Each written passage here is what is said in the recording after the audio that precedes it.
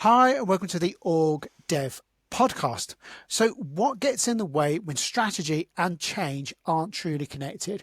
When the people leading the strategy and the people leading change don't even see their work as part of the same conversation? We're delighted to be joined by Toby Lindsay, and Toby is Senior Consultant in Leadership and Organisational Development at the King's Fund and Lead Consultant at Lindsay Associates. Toby has dedicated his career to exploring and supporting how organisations navigate complexity and what it really takes to really align people, strategy and change.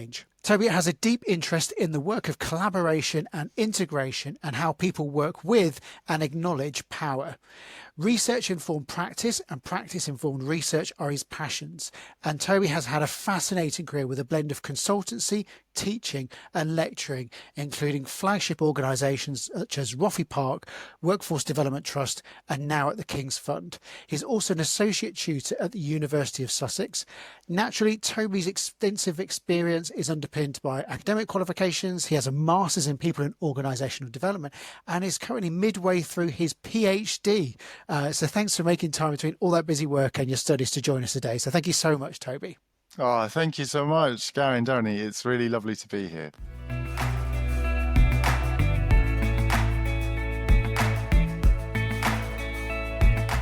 We're very excited to have you with us today. Looking forward to it. Lovely. So just to kick us off, just tell us a bit more about the work you're doing and explain who the King's Fund are for people who aren't kind of the King's Fund. The King's Fund is a charity that was founded in the late 19th century. Its mission is to seek to provide best possible care for everybody working in the health and social care sector, very much kind of interested in policy development and advising and contributing to key bits of data and information that can be used there. Also, we have a leadership and organisational development function where we are working to build capability in the system, build capacity in the system, and consult on the kinds of changes. And, that's a very significant and opportune time.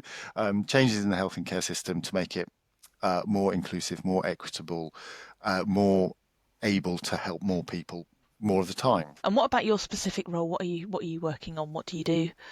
So I'm a senior consultant. I'm the lead for organisational development at the fund. One of the things that I love and am proud of being involved in is I'm program director for our advanced organisational development capability building program, which will start again in September.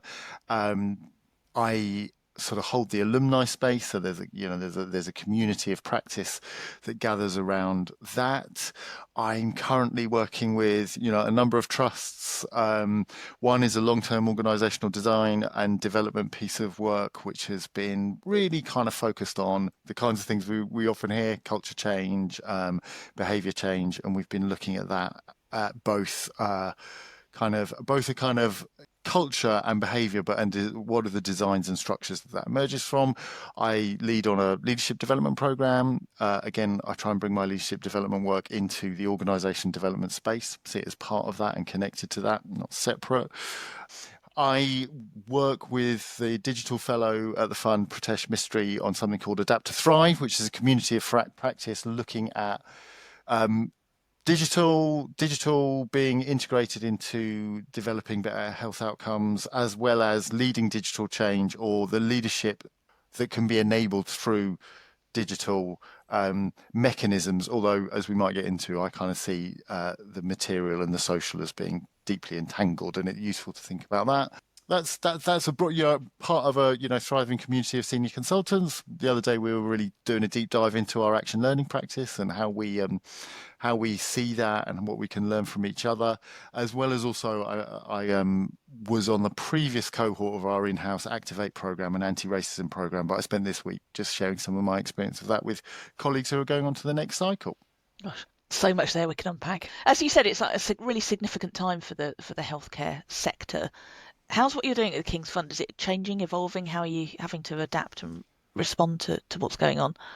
I think we are really thinking about how to, or certainly, we're really thinking about how to support the system broadly, how to maybe move from leadership programs which are taking people out of the system and developing them separately and bringing them back in, to working with people whilst they're in role, in the kinds of constellations they're in, to develop and change. I think the kinds of things we're starting to get quite excited and explore what might be the possibility of using AI tools for data feedback, for rapid data feedback, for then kind of you can turn around an analysis of in really, I mean, almost in real time, and some of the tools we've been using, kind of voice capture and so on, to give people, to give the system greater feedback about what's happening in the system, and then great capability to act and shift things. But there's some really interesting things in that about the psychological impacts on, I have worked with some leaders who say, I really like to know more about what's going on, and then you find out that maybe actually they don't want to know more about what's going on, and that's not to be but the challenge, I mean, I feel it. If I said, actually, I want live feedback of everybody who I'm working with, what they think of what's going on, I'm going to pay attention to the stuff that's saying, who is this guy? What's he talking about? So I think that some of the challenges of what high-speed data capture and analysis that AI can do is really interesting from the kind of psychological perspective. Yeah, so I guess it's whether people can keep up with that and kind of respond to it and process it in as quickly as providing it. Yeah, coping with the feelings that it stirs up. The kind of, I mean, we talk a lot about moving from heroic individualized leadership models, yet so much of how we structure and actually behave in organizations leaves leaders in a position where they think they really do need to have the answers. They do need to be leading the way. They do need to be out front. So that kind of practice of maybe kind of curating data, making sense, inviting and enabling people to have the power to take action, there's quite a lot of work to do in that space, I think. I can sense the question. Actually, no, I've got 4 questions. By the way, Toby, you should do voiceovers for adverts. You've got such a good voice. That's a really unusual thing to say. That's really lovely. Thank you. I'm so relaxed. Sorry, I'm going to cut that bit out. But so there's loads of interesting things that you've mentioned. I think there's 3 things that have just drawn my attention there. So one thing you talk about there is leadership development, which is a multi-billion pound industry globally, and the results are at best inconsistent and at worst patchy. What is like your approach to leadership development, and what might organisations be getting wrong about that approach? I think when we think about making interventions in organizations to enable positive change, to get to a place where there's more of what we want to have happening and less of what we don't, to paraphrase Dave Snowden, who's real influence amongst others. But I mean, you could take it back to kind of Mary Parker Follett's work over 100 years ago, talking about how we could recognize how interrelated, how relational, and how entangled we humans and also the material nature of our organizations are. So I think one of the things that we need to think about is when we think about making interventions in organizations is what organizations are.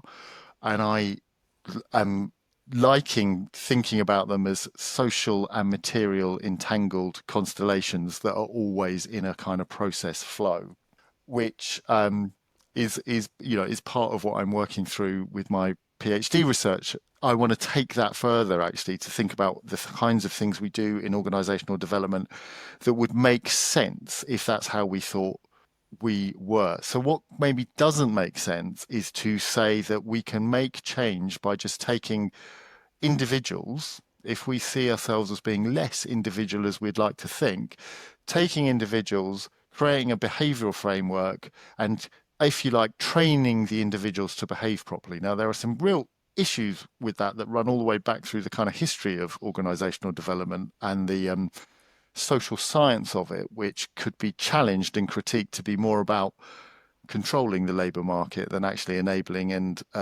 emancipating it.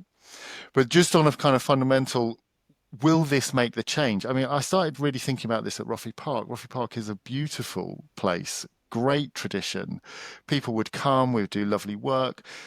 say this is amazing, and then come back and say, actually, what's really difficult is actually making any of this have any difference when I'm in the workplace or connecting to it. So when I talk about organization as assemblage, the idea is that we're all parts of something rather than what I am is inside me. It's actually we're part of something that's entangled and connected. So you can understand why a person at Roffey Park in this beautiful scenery, eating wonderful food with good facilitation and so on, might be like, I am really aware of how I can behave in this kind of ethical, thoughtful, reflective, leaderful way.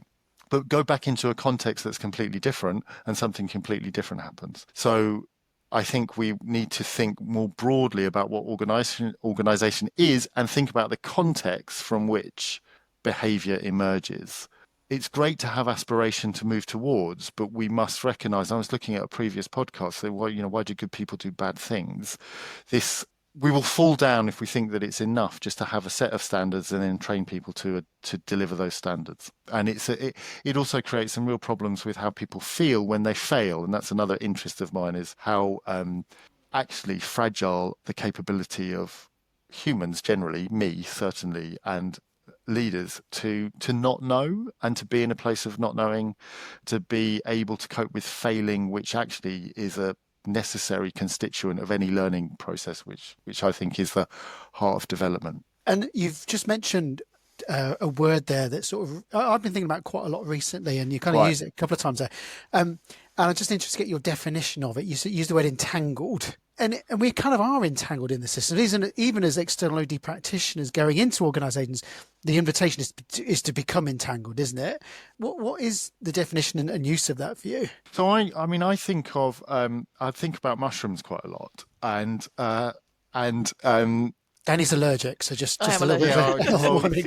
But when the analogy of fungi and Merlin Sheldrake's book Entangled Life, but is really the network. We see the fruiting body, we think that's the mushroom, but actually the network of life is an entangled. They use the word felted into each other under the surface. I think of that as kind of like what we are is so much of our past, our histories, our roots, but also our contexts, our relationships. The fact that this conversation is not three individuals having a conversation. It's three individuals plugged into technology, going through systems that are.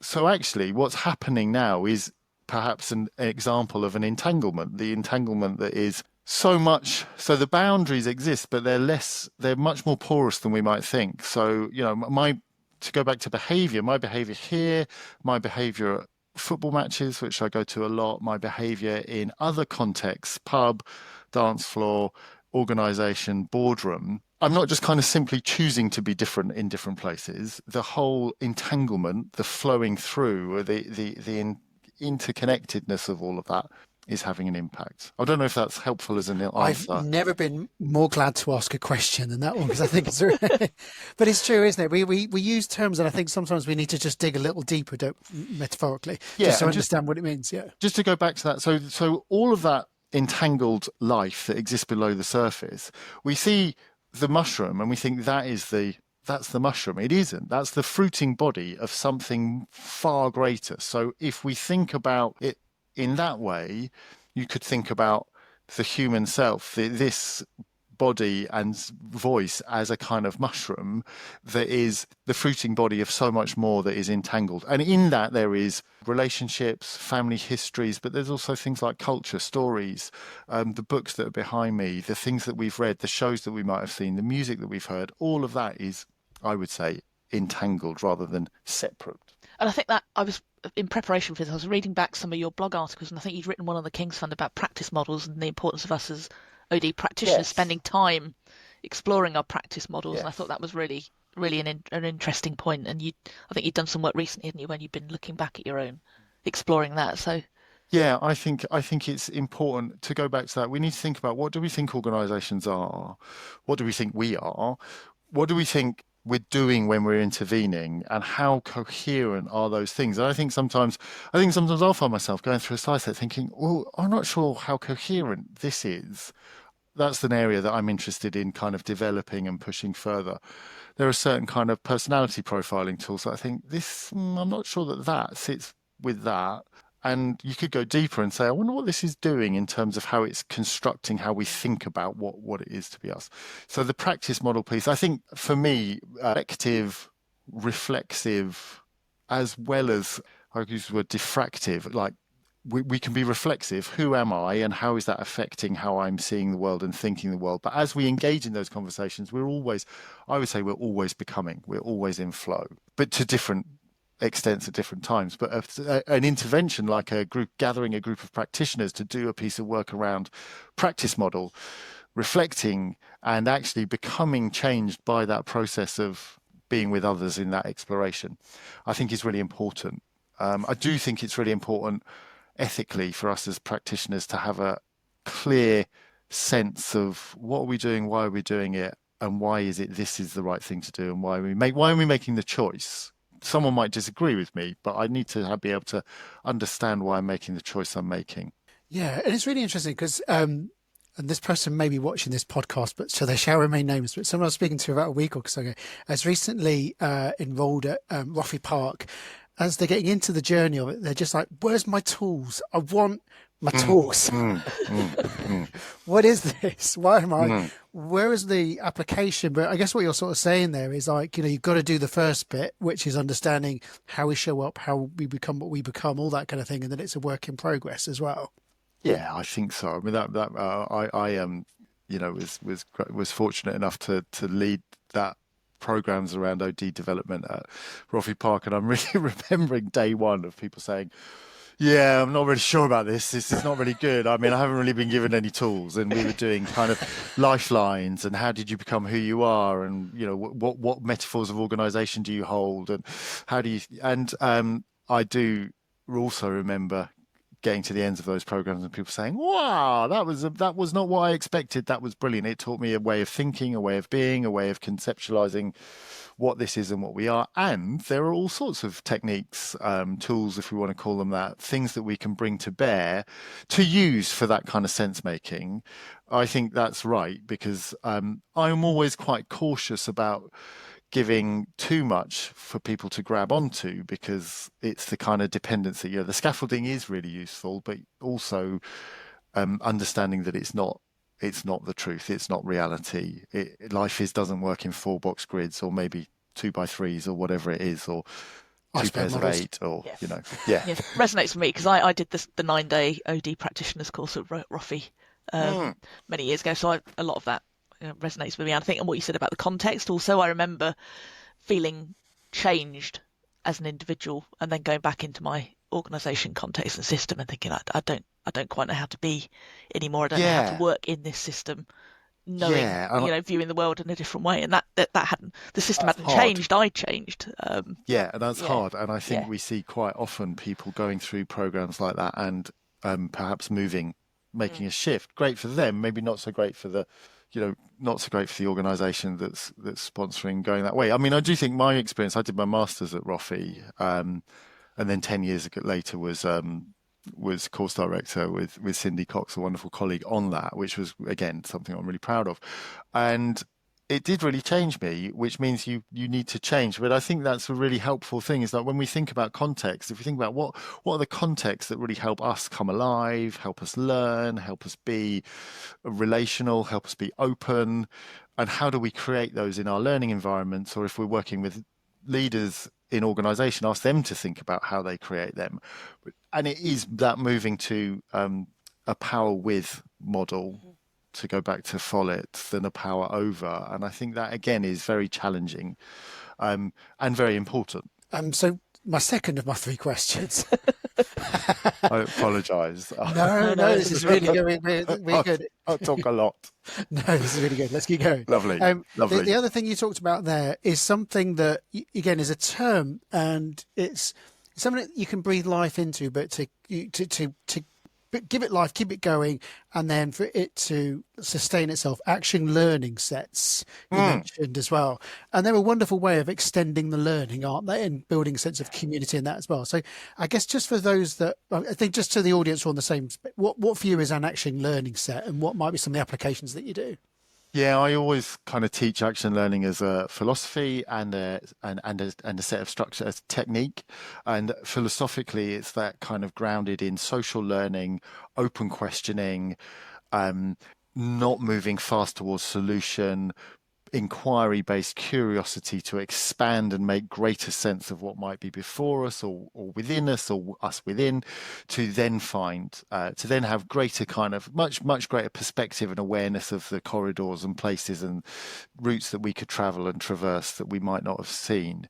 And that philosophically can fundamentally underpin, it probably is a real underpinning part of my practice. An action learning set, as I see it, is a group. Now, this is something that I've changed view on over time. Usually a group that stays the same, but I think a group structure can be held where the actual individuals can shift. But a group that has some kind of contracted arrangement for how it is together, structures its time. It might be a day, it might be 3 hours, it might be an hour, with some opportunity for people to talk about what they're grappling with and how they might want to be supported in that. And then usually you'd have somebody talking about what's going on for them, colleagues asking them some questions to get some clarity, then exploring with a range of open questions, then looking to kind of ask some questions about action, give some feedback. The presenter speaks last. That's something I hold. Close the session. And you've got some clear kind of commitments there to really support the person whose issue it is, and it's their space. So you are listening deeply, listening with every kind of level of listening that you can employ, really being there to support them, really coping with the voice in your head that's saying, oh, I know about this, that happened to me, or why don't you do this? Being open, asking questions that are maybe quite short. What haven't you tried? Not, have you thought about trying this? Which is, a different, and that there's confidentiality. There's confidentiality outside the learning set, and there's confidentiality outside the presentation. So if I share something with you, you're not going to come back to me and ask me about it unless I bring it up. That was a fundamental of Action Learning Associates, where I was a senior associate for a long time. And I have some of my training, it's a bit like learning to drive, quite a really kind of rigorous training in holding action learning sets. And there were times where I realized, oh, actually, my interrupting this person who's telling a story, because culturally that's how communication happens, is having a detriment. So I was thinking what we're trying to do in facilitating action learning sets is create the space for really generative, exploratory conversations that can be had that are helpful. I've been working a lot lately with setting up communities of practice where action learning is the core, and then non-facilitated sets. And I've learned quite a lot about how you need to kind of structure that and give real clear direction and guidance for people on how to maybe like something to hang a framework off as you start, do some demonstration, but then give people the space to self-facilitate. And I've been really struck by how people come back and say, that was so insightful. I realized that the issue wasn't the issue I thought it was. I found that really emotional. There was some kind of, we were really close to each other. And the things that you might expect when you're facilitating seem to be happening in non-facilitated sets, which does go back to some of the things Red Reverend said about, if action learning gets taken over and turned into a business, it'll be a white collar crime. But yeah, it's when it works, like it's not a drop-in surgery, is it? It's where everybody, if you're fully participating, everyone's gaining, aren't they? So the person gets a new perspective on their own issues. Okay. But people are then having an opportunity to practice the consulting, the questioning, the truly listening skills as well, aren't they? Hugely rich. It's a hugely rich practice because all of the transferable skills, you can have really great conversations about, well, how can you use this? How can you use this when somebody comes to you wanting you to solve something for them, wanting you as their leader to take something off them? How can you use open question? How can you hold yourself in a place of not knowing and actually see that as a valid place to take up authorized credibility and authority? And we might have someone take up an observer position. How often do you take up the observer position? What's it like to hold back? And what do you notice? So loads of transferable skills. I think that it's not a drop-in session to have a chat and to find an answer. Loads of transferable skills, a clear structure and intent to move somebody towards more action. Everybody's getting something out of it. I have had action. So what? I'm going to listen to other people and just sit here and ask a few questions. But then you get people saying, "Oh, wow, that I went through so much," and I feel that you go through so much conscious and I think sometimes unconscious as well, processing as you work in that social learning space, that people get so much out of it. And then there's the kind of, I realised I wasn't alone. We're all in different parts of the system, but we've actually got similar challenges, but the way you were dealing, that kind of stuff. How do you keep the momentum going? Because, so for example, like, often it's a tool for keeping the learning alive after a program, for example, and whatnot too, or between sessions. Like, how do you keep people going? Like, it's not a mandated thing, is it? It's about building that community of practice. I think it's about building a community of practice. It's about bringing people together who find themselves really gaining from the relationship and the relational learning and the relational support. And I think this is where we can pay more attention to structuring and diarising and having things set up with an amount of time in advance. If an organisation is saying, "I'd really like people to carry on in action learning sets after they finish the programme," I'll be saying, "So what are you going to do to make that really visible? What are you going to do to make sure it's in people's diaries? What are you doing to make sure that people who can willingly or unwillingly be putting pressure on people to come out of that support it and recognise it as a valuable part of the system? How are you going to say, oh, just keep going for as long as you like? Why don't you say go for 6 and then we'll have a review point and we'll have so creating structures that make this have some of those different elements, if we think of it as an assemblage, different elements of structuring, rather than just thinking that if people like something, they'll be able to keep it going and we don't have to have that much to do with it. Yeah, because in many organisations, it's a countercultural move, isn't it? Yeah. Someone looks at the diary and goes, right, here, there's 2 hours there. I could. Whereas this is like a different type of space that's building capability and capacity, isn't it? You need people. I'm thinking of a trust where I did a long-term piece of action learning, and somebody, senior person from A&E to say, I can't be here, I shouldn't be here, I've just walked past something. And then at the end of the 3-hour session was like, wow, I have more space, I can go home, I can think differently. So we need to really recognize that the kind of addiction to busyness and to continually moving fast, because there are a number of practices, but we know that the kind of our sense of the time we have is actually a quality of our relationship and space than it is the truth of actually we don't have enough time. People in action learning sets so often get to the end and say, I have more space, I have more clarity, and we're not going to run ahead doing something and then realize that actually it was really unwise to do it in that way and we should have started, So it's really important that the value of thinking time, strategic time, relational time, spaciousness, slowing down is supported. And that can be so hard. And that is so hard when things get very difficult and get very fraught. And I mean, we'll always see this and we'll always be, I think, in a role of inviting the organisation to row back into a place of going, oh, yeah, no, it is helpful to have islands of space. And recognise that when things get really pressured, and we all do it, suddenly you start going as fast as you can. I also think it can be countercultural because of what it does. If you set it up well and you have people from all sorts of different parts of the system in action learning groups, and you find a way of then bringing them all together, you're doing something which is creating a network of relationships across the system which has power. And, Hannah Arendt said, power is not the property of an individual, it's the power of a group. And you see groups, when they become close and spend time working on things together, becoming powerful. Now, in an organization which has a really, a hierarchy that says, that's brilliant. All those things that you're bringing to us, we just want to, our job is to make it possible for them to happen. But we know that in organizations, there are dynamics of kind of power over, and it's countercultural, threatening to have people spending time in close groups, close relationships, talking about how the organization could be better. Kind of back to that thing of like fast feedback with AI. What you say you want and what you really want, what the system says it wants and what it really wants, are not always the same thing. I think I was just struck when you were talking about that addiction to busyness. Sometimes people need to experience the space they get from participating in an action learning set before they get it. Yeah. You can talk to people Yeah. about it, and it's only once they've experienced it that they go, oh, okay, now I understand the power of that.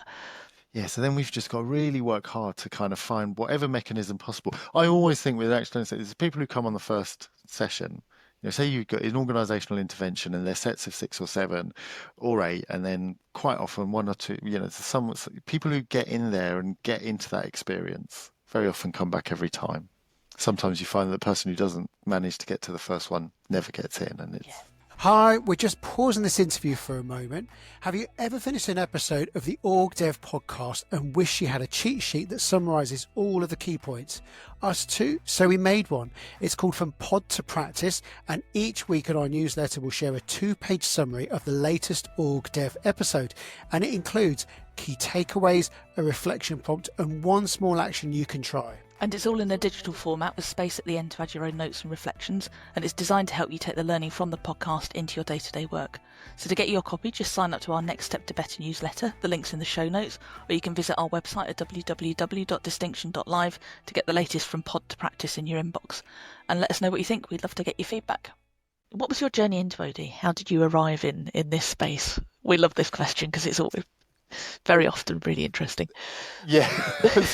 you talk to IT practice, you think, oh, okay, that's it. I was doing this and then this happened. I was, I left school early, travelled a lot, got into teaching English as a foreign language, set up a foreign language school, had real success in business and then real failure. And that's another story and a long one, but a good one. But what happened was, as we went in the organisations we'd set up, from being 1 company to being 3 companies, from 5 people to being 50 people, things got a lot more difficult and a lot trickier. The leaving school thing, I do love study, and I had sort of felt I'd missed out, and I wanted to go back and I wanted to study again. So I started thinking, well, maybe because of my experience, my experience leading a few companies and stuff, I might be able to get on an MBA. So I went looking for MBAs. And I found that Roffey Park did an MBA, but they'd stopped. But they said, oh, we do an MSc in People and Organisational Development. And I was like, what's that? And I looked up Beckard's, top-down, organisation-wide, organisational effectiveness and health. I thought, well, that's what I do. I'm an entrepreneur, business leader. I'll get on the programme. Went for an open day, did a little practice of being in an action learning set and experienced some of what that was like. Described myself then as a teacher and entrepreneur. Found myself really moved by moved being there, felt something was stirring, felt there was kind of patterns to felt a way was opening up before me. And I went in, and, one of my best friends who I met on the program will laugh and say, yeah, you turned up and you did not know what you're doing. I went in and there were maybe 2 or 3 men in the cohort, majority female presenting, majority people working in kind of HR and areas like that. And quite quickly, I fell in love with the way we were working, and also had a relationship with OD. It was like, yeah, but that's a bit, sometimes if you're leading a business, I've got to fire someone tomorrow. Can't really coach them through that. I'm not sure how that's going to go. So that's how I got in. Through that period of doing the MSc, our business went through some really difficult times. But I was also thinking, I want to do this kind of work. I mean, it's teaching English language. I did a lot of sitting in circles and helping people develop. I wanted to do more of that. So, few things led to another. I did transition my career in a way that was more painful than I had expected, and started doing consulting to SMEs because I had an SME background. Started doing quite a lot of action learning work, went and trained as an action learning facilitator and facilitator trainer, did some coaching. So then I was a bit of a journeyman, just kind of trying to build up a set of practices. It was at Workforce Development Trust when I started doing some really interesting pieces about transformation across national geographies, and started having organisational development supervision with Jean Newman, which is wonderful. That was when I started really I felt turning the dial on being an organisation development and change consultant. And what do you enjoy most about working in this space in organisation development? I really enjoy the kind of cycle of gathering data, making sense of data, um, designing. I really love the creativity of working with colleagues to design kind of organizational change initiatives and learning. So I really love that. I really love the creativity of it. I love the relationships that I experienced through this and have made through this. That's a really good question. And you know, I love working with people to kind of find ways to develop and change things that they weren't thinking, that they hadn't seen and thought of. And I think I love the journey it's taken me on. So since that kind of night at Roffey Park, seeing the new moon and thinking something's happening here. I love the journey I've been on. I haven't always loved it actually. It's horrible, isn't it? Being human and learning, and I love it. I love the wholeness of it, the journey of learning and the community and the helping and I find it fascinating. I find people in organisation doing stuff in the material in the world that we're in. I find that fascinating. I suppose what I really deeply love is that I believe that organisational development and change work is a practice and a work that is about social justice, about ecological justice. It's about the betterment of the human and the beyond human condition, and I love being a part of something that is trying to make things better. I want to just ask a question, just going back to when you sort of shared your career history as well, because I guess to make sense, as an OD practitioner, you're quite unique because you've got that commercial experience, and you sort of talked about going from 5 to 50, and 50, like in group dynamics, is Dunbar's number, isn't it? Where things start to go, like 5, I got my arms around, all sat around a table. 50, like we're geographically dispersed, we're on different shifts, like all this kind of stuff as well. What was it like being in the seat, seeing that growth, and how has it kind of informed your practice, understand what it is to lead an organization and to have a different sense of control? Well, it was really quite upsetting at one point to kind of suddenly realize that we weren't, I would do things and that they would have unexpected consequences. That's a fundamental of my practice, working with people. Say any change effort will have unexpected consequences. Make sure you get feedback and learn from it. But the personal experience of it was quite painful for us. Like, what? People are cross with me. People are upset with me. I did. Well, I know I like to be liked, and but I was doing that with positive intent. So it caused me to really learn what it is like to be in a leadership position, trying to work positively and with positively intent, and finding that you're doing things and they're not having the desired consequences. I think that gives me a real compassion for people in leadership positions, which is helpful. To not get into a position of being judgmental. So say it's really difficult. And I mean, at other times it was really exciting. We were growing and we were achieving, and we were able to therefore develop people in different ways and put new roles in. And so the process of working through and I was doing my master's at the same time, so I was kind of using my organisation in a growth period as well, I was applying a lot of learning, and that was really exciting. So it's mixed, challenging, exciting, interesting, difficult, all of those.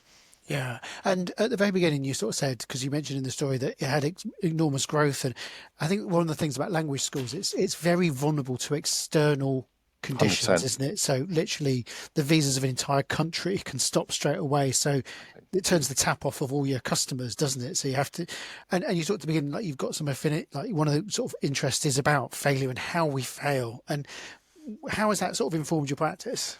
Well, we absolutely ran into that. 2008, there was, financial crisis. As things got harder financially, narratives about immigrants and jobs tends to dial up. That meant that it was the last previous Labour government, but I remember seeing on the news someone saying we're going to kind of reduce the number of students coming in, possible intermediate cut-off. I spoke to a very senior civil servant and said one of the only ways that the government can actually really affect substantively immigration is through the student visa route, and it knocked out 40% of our business overnight. I won't go into detail, but so And we ended up, but there were, other things happened tragically. My business partner passed after a period of illness. I think we'd had enough. But anyway, so went through closing the business, had signed, personal guarantees as a young man, ambitious, ended up in a position where I declared bankruptcy. There was no real further way to go. And bankruptcy is a very particular type of failure. I mean, we talk about it a lot, but actually my investigation into what it is, I mean, debt in a financial capitalist system is linked to kind of moral failing. And that was really painful and has taken quite a while to kind of come to terms with and work through.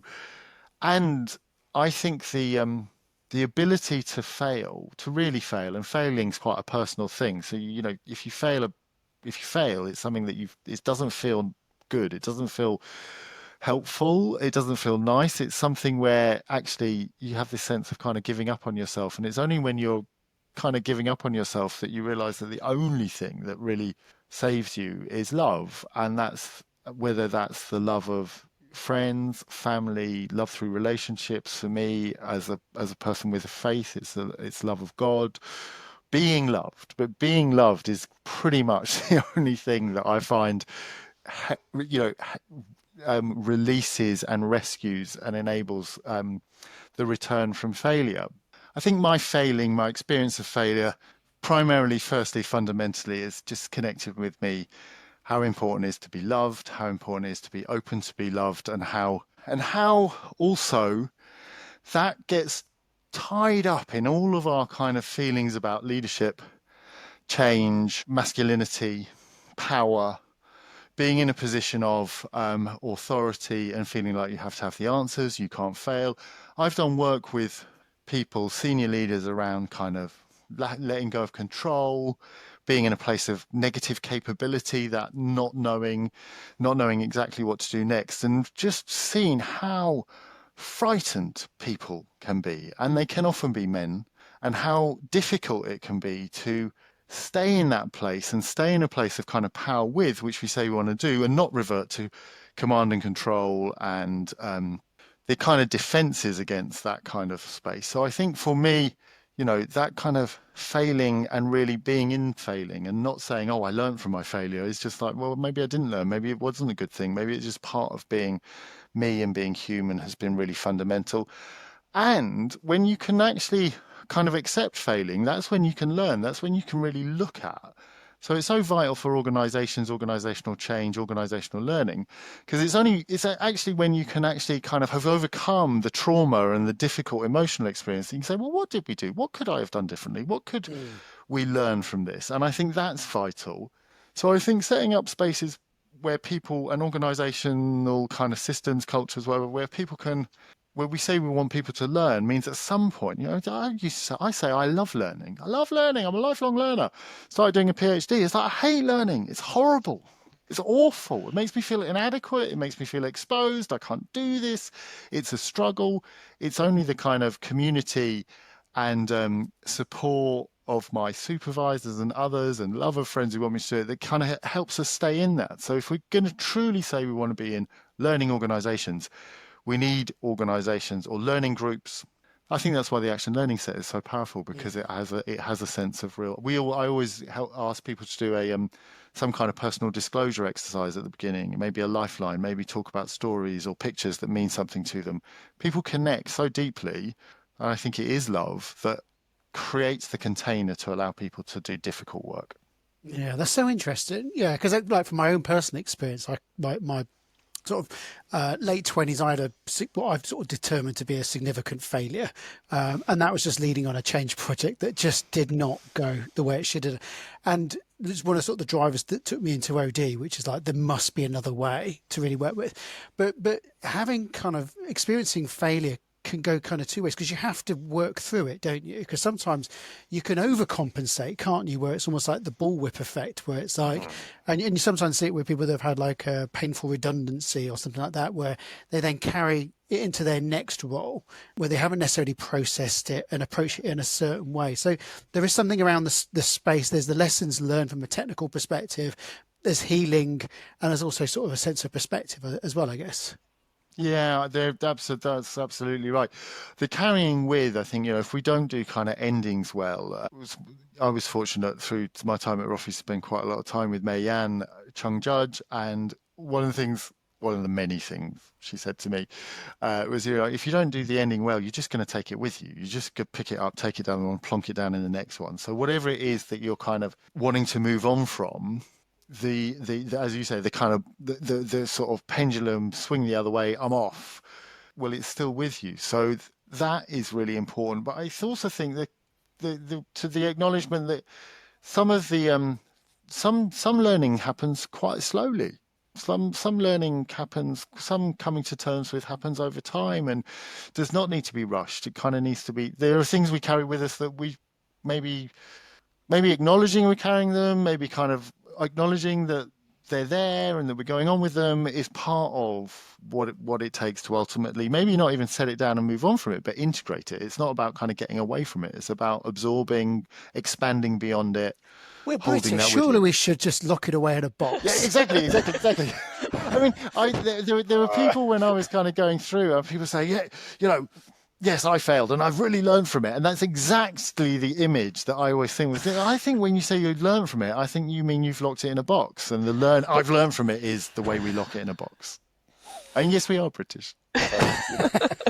We need to love that about ourselves too. What do you find most challenging about the work? I think one of the things that is challenging is the kind of the ambivalent space you have to be in, where you're, it's great to say, I believe in social justice, I believe in anti-racism as a way to lead into looking at all forms of oppression, and I believe in emancipation, and that's got to be balanced with my job is to support my client. My job is my need is to win work from clients. Therefore, would I turn down work? I would turn down some, but where's the borderline? So there are tensions there. I think it is challenging helping people understand that, I'm not telling you what the outcomes of the project will be because I want to drive you potty. I'm not telling you what we're going to do because I'm trying to frustrate you. I'm saying that what we are bringing is an approach where we'll work with you, we'll gather data, we'll make, the approach that we use, we know works and we know we're doing it. So finding authority for gaining the credibility that it takes someone to take a risk and saying, okay, so you're going to charge quite a substantive amount of money and you're saying you're going to find some stuff out and then do something and then see what happens and then kind of do something next. That's challenging. I think there is a challenge that organizational development, I mean, it's wonderful that it's a pluralistic field, and it also means that everybody's coming from different kind of traditions and spaces, which is great. And it means we need, when we work together, to really work through what our expectations are and assumptions and learn together. And that takes us back into that kind of learning and failing thing. I think those are probably the three. I had a question 3 from earlier, but I didn't quite get to it, and I can't leave this conversation without asking the question. So in 3 minutes or less, suits and cardigans. Brilliant. Which is quite easily one of the best metaphors we've seen in a long time. Can you just talk us through what this is and what it means for people? Yeah, so it's something that Sarah Bitt at Metalog and I got into thinking about the split between organizational development and design, looking back to, say, a period maybe 60s, 70s where they weren't really split out, recognizing that when we say suits and cardigans, people get it. Now we're starting to think we've created a monster because it actually furthers the kind of othering. You've got the cardigan saying we like to sit in circles and we like to really feel and we like to really get people to kind of, we're really humanistic. And then the idea that when you do an organizational behavior piece, they say, we did this 2 years ago. We did values and behaviors. What did you do the year after? We did a restructure. What are you going to do next year? Restructure. So we'll do values and behaviors, restructure, values and behaviors, show trauma. And the idea that actually organizational development work and design work should be done together precisely because of the idea that behavior emerges from context, not is just some kind of separate thing. So we looked at the splitting, we looked at the language people came up with for the different ones, and it's really interesting because they fall into quite distinct linguistic patterning. And recognize that in fact for both sides there's a value in the splitting. In the organizational development practitioner, where I can really help people process what it's like to be affected by the suits, I don't have to hold accountability for the fact that we do need to reduce. We do need to address the fact that this organisation is not making money. It goes back to when I was an entrepreneur. I was like, well, yeah, organisational development, great, but organisations are bound by needing to meet bottom lines. Or suits, okay, we'll go in, we're going to be hard, wear the suit, and they're both types of armour in different ways, both types of identity formation in different, and we'll do the stuff, we'll do it on paper. We're not going to, we can maybe step away from being affected by actually that's going to really make people feel stuff. Now, thinking about what that does, it enables perhaps really important work to be separated off into places where both pieces of the puzzle are less effective than they could be. So this is quite a big question as we're coming to the end. What's some of the biggest lessons you've learned when you look back at your career? Well, not to take myself too seriously, but I think that's actually been learned by also becoming more confident, and probably their confidence is to a degree based on capability and learning and those things. If I were to really say what I mean by that, I mean to decenter myself. It's not taking myself too seriously, but recognize that once I've done, the kinds of working through structures, bringing people into spaces, helping people get into a place where really trust the capability of people to have the conversations they want to have, to go where the energy, to do useful work, that it's not that, I'm not that important in some ways in the process. I think certainly when I first started doing the, well, we've kind of noticed it working online. Be like, okay, go off into a group, and people go off into a room, a breakout room on a virtual platform. It's like you can't see them, you don't know what they're doing. You just have to trust. Just trust people. If people want to be, if people show up and they want to do some stuff, they can do it. If they want to do something else, they have every right to do that. So I think one of the most important things is what true kind of democratization of work means. I guess related to that, but it's a sort of corollary. Another thing is, where there is clarity or where there is a usefulness in guidance or structure, direction, bring it, give it. People often really want that and really benefit from that. So no, again, it's that kind of knowing what kind of style I'm using and when, because I think for a while I thought I've always got to be facilitative and open and pull, but sometimes direction is really useful and sometimes leaning into challenge is really useful. Then I guess the third one would be around, it was really sort of apparent to me that my approach, my techniques, my practices are very much grounded in what is, we looked at the reading list for the AOD program at King's Fund. We've developed it, but it was kind of 98% by white people and 95% of them were men. So if we look at the field, recognize that it is really culturally grounded. It's really grounded in a particular way of thinking about the world and what it is, which means that for different people, whether it be all sorts of difference, protected characteristics, neurodivergence, racialization, and so on, the way I'm bringing it might be, no, it doesn't work for me. And I need to not say, no, this is the right way to do it. I need to think, how do I adapt? How do I learn? So that be open to the kinds of learning and challenges that you're asking other people to do. Are there is there a particular book or resource that's really struck you that you'd recommend that others, something that's spoken to you as you've I saw that question on the sheet, and there's quite a few here. We want a tour of your bookshelf, by the way. Yeah, I think I don't think there is. I think there is. I mean, I've been looking at the Kneffin framework recently and trying to think about how to use that with narratives of Winnie the Pooh and the Fellowship of the Ring, trying to cross the Caradras Pass before going into the mountains of Moria. So that gives you a sense of where my brain goes. I think what do I kind of keep coming back to and returning to?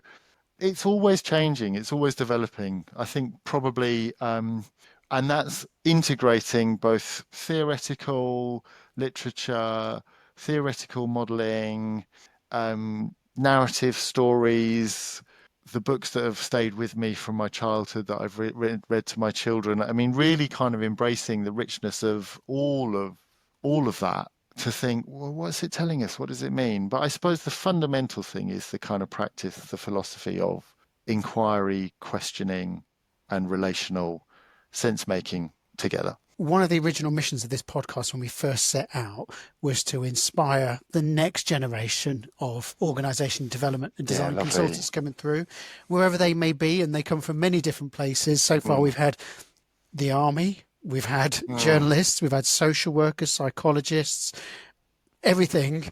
What advice would you give somebody just starting out? I would really say, it's so wonderful that you're wanting to move to this field and you want to come to this field. I'd say don't be disheartened by not seeing the ladder and the rungs and the progressive steps that you might be hoping for. Have faith that you will find a way, and the way will find you.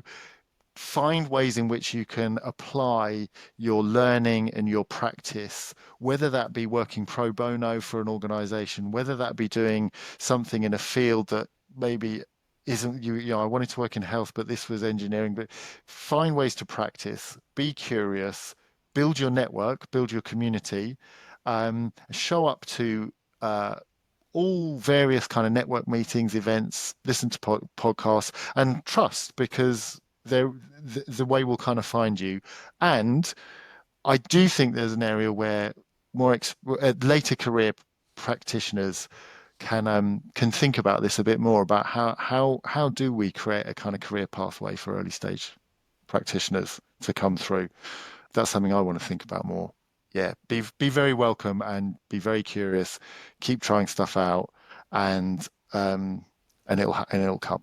Because, like you said earlier, whenever I talk to anyone about how they got into being where they are now, it's a fascinating, rich journey. Well, Toby, I want to say a huge thank you. It's been a really, really brilliant conversation.